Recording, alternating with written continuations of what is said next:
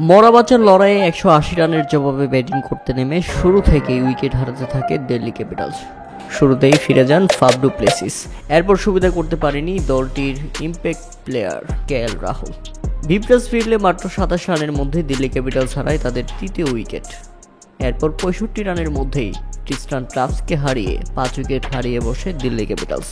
তাতে মনে হচ্ছিল 100 আগেই অল আউট হয়ে যাবে তারা, কিন্তু না। 120 রানের মাথায় কুলদীপ যাদব যখন ফিরে যান প্যাভিলিয়নে, ততক্ষণে পড়ে গেছে 9 উইকেট। আর এমন সময় শেষ ব্যাটসম্যান হিসেবে উইকেটে আসেন মুস্তাফিজুর রহমান।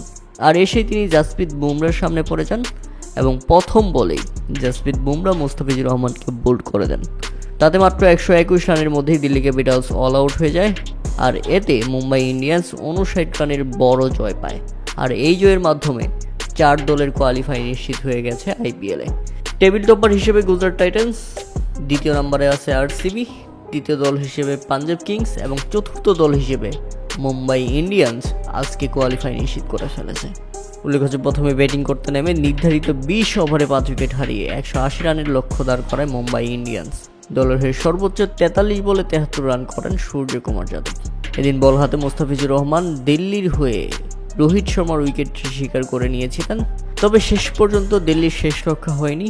এই হারের মাধ্যমে দিল্লির মালিককে দেখা গেছে তিনি মন খারাপ করে মাঠ ছাড়ছেন, কেননা দিল্লির স্বপ্ন শেষ। মুস্তাফিজকেও আর দেখা যাবে না এবারের আইপিএলে, কেননা দিল্লি ক্যাপিটালস কোয়ালিফাই করলে মুস্তাফিজুর রহমান আরও কিছু ম্যাচ খেলার সুযোগ পেত।